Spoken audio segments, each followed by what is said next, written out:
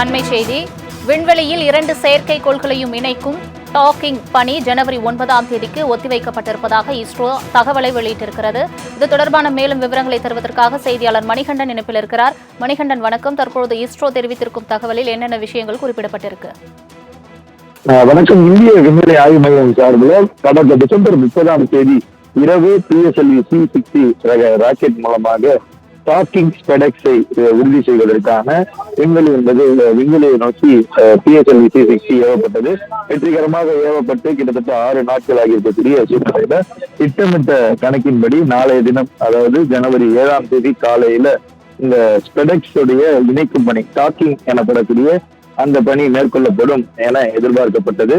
சில தொழில்நுட்ப கோளாறின் காரணமாக, குறிப்பாக அந்த 2 செயற்கைக்கோள்களுமே அவர்களது நீள்வட்ட பாதையில இணையும் இடத்திற்கான தூரம் என்பது அதிகரித்திருப்பதன் காரணமாக இந்த டாக்கிங் எனப்படக்கூடிய இந்த முறை நிகழ்த்தும் நேரம் என்பது மாற்றப்பட்டிருக்கிறது. குறிப்பாக ஸ்பெடெக்ஸ் விண்கலத்துல லேசர் ரேஞ்சர் ஃபைண்டர் மற்றும் resistance view sensor mechanism, video monitor, நிகழ்நேர படப்பதிவு ஆகியவையும் உள்ளடக்கி இருக்கிறது. கிட்டத்தட்ட ககன்யானுக்கு ஒரு முன்னுருவாக்கமாக இந்த லான்ச் என்பது பார்க்கப்பட்டது. விண்வெளிக்கு மனிதர்கள் அனுப்பும் ககன்யான் திட்டம் ஆகியவற்றை இஸ்ரோ திட்டமிட்டிருக்கக்கூடிய நிலையில இந்த ஸ்பெடெக்ஸ் உடைய டாக்கிங் எனப்படக்கூடிய சிஸ்டம் சரியாக நாளைய தினத்தின் காலையில துவங்குவதாக இருந்த நிலையில இந்த தூரங்கள் ஸ்பெடெக்ஸ் A, ஸ்பெடெக்ஸ் B என 2 செயற்கைக்கோள்களுக்கான தூரம் என்பது அதிகரித்திருப்பதால இது 2 நாட்கள் தள்ளி போவதற்கான வாய்ப்பு இருப்பதாக தெரிவிக்கப்பட்டிருக்கிறது.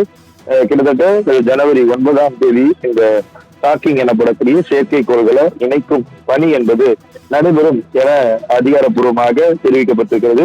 PSLV 60 ராக்கெட்டை பொறுத்தவரையில ராக்கெட்டின் உயரத்தில் 44.5 மீட்டர் ஆகும். ஸ்பெடெக்ஸ் A மற்றும் ஸ்பெடெக்ஸ் B ஆகிய 2 விண்களும் பூமியிலிருந்து 476 கிலோமீட்டர் தூரத்துல நிலைநிறுத்தப்பட்டு தனித்தனியாக 2 விண்கலங்களை விண்வெளியில சென்று இணைய செய்வதற்கான இந்த சோதனை தான் இந்தியாவுடைய இந்த முக்கியமான சோதனையாக இதுவரையில பார்க்கப்பட்ட லான்ச்சுகள் ஒன்றாக பார்க்கப்படுகிறது. இதை நிறைவேற்றினால் இந்தியா உலக அளவுல 4வது நாடாக இந்த சாதனையை புரிந்த நாடாக மாறும். இந்த நேரத்துல தொழில்நுட்ப பரிசோதனைகளின் அடிப்படையில நாளை நடைபெற இருந்த இந்த டாக்கிங் என்பது 2 நாட்கள் ஒத்திவைக்கப்பட்டு 9ஆம் தேதிக்கு மாற்றப்பட்டிருப்பதாக இஸ்ரோ வட்டாரங்கள் தகவல் தெரிவித்திருக்கிறது.